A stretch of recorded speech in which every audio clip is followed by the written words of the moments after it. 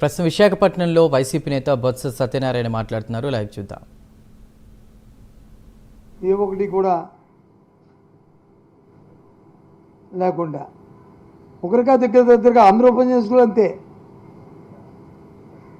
అంతేలేండి, ఏమవుతుంది కానీ వారిని చూసి వీరిని చూసి వారు అందరూ కలిపి ఒకేలాగా.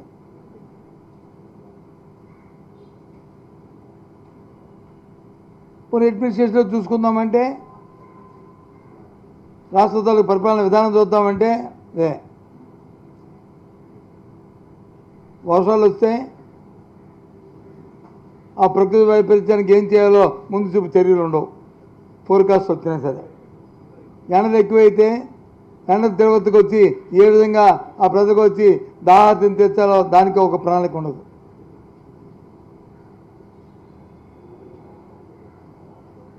ఎంతెందుకండి, నిన్న మొన్న పత్రికలో చూసాం, విద్యార్థుల తాలూకు తల్లిదండ్రులు ఏ విధంగా బాధపడుతున్నారో రోధిస్తున్నారో చూసాం. ఆ పిల్లలు వచ్చి 10th క్లాస్ మార్కుల్లో 10th క్లాస్లో ఫెయిల్ అయిపోతే 20-25 మార్కులు వస్తే రీవెరిఫికేషన్ పెట్టుకుంటే 90 మార్కులు వచ్చినాయి.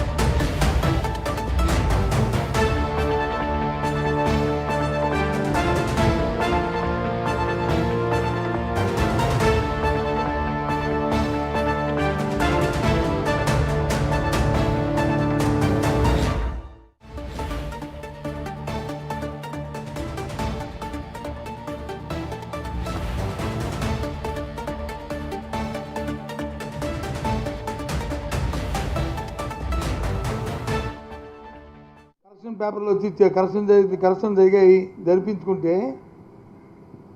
ఈ సంవత్సరం 16,700, అంతకుముందు వచ్చి ఇంక ఎక్కువ జరిగాయి అని చెప్తున్నారు. ఎప్పుడైనా ఏదైనా ప్రభుత్వ విధానంలో గతం కంటే మెరుగ్గా ఉండాలని కోరుకోవాలి. అంటే మెరుగ్గా ఉండాలని కోరుకుంటే ఇదా ఇవాళ ఆ పత్రిక అధినాయకులకి ఆ పత్రికకి ఇన్ఫర్మేషన్ ఇచ్చిన ప్రభుత్వంలో ఉన్న నాయకులకి అందరికీ మీ టీవీ ద్వారా తెలియపరుస్తాను. ఈ పత్రికా సమావేశం ద్వారా రాష్ట్ర ప్రధానికి కూడా తెలియపరుస్తాను. ఏ రోజైనా సరే 5,000 సంఖ్యకు ఒక్క విద్యార్థి అయినా సరే ఎక్కువ మందికి కరెక్షన్స్ వచ్చే ఆలోచించమని కోరుతున్నాను. తీయండి లెక్కలు, రండి, నేను వస్తాను మీ రివ్యూకి, నన్ను పిలవండి, మీ రివ్యూకి వస్తాను. పెట్టండి అధికారులు అందరూ, నేను యాజ్ అపోజిషన్ లీడర్ కెపాసిటీలో నేను వచ్చి పాల్గొంటాను. ఇదేదో ఛాలెంజ్ల కోసం కాదు, వ్యవస్థను సరిదిద్దడానికి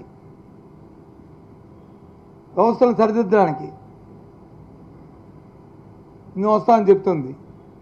అంతేకాదు, ఎప్పుడు కూడా 20 మార్కులు వచ్చి మళ్ళీ 90 మార్కులు అనేది ఎప్పుడు ఏ స్థాయిలో కూడా ఎప్పుడు కూడా రాలే. ఏదైనా వస్తే 1, 2, 3 మార్కులు వచ్చి ఈ లెక్కలో అటు ఇటు కరెక్షన్స్లోనో లేకపోతే కౌంటింగ్లోనో తప్పులు వచ్చే అది కూడా తప్పని చెప్పి ఎన్నో సందర్భాల్లో మేము చెప్పాం. చేసుకున్న మీద చర్య తీసుకోవాలని చెప్పాం. కానీ ఇదేంటండి ఇది?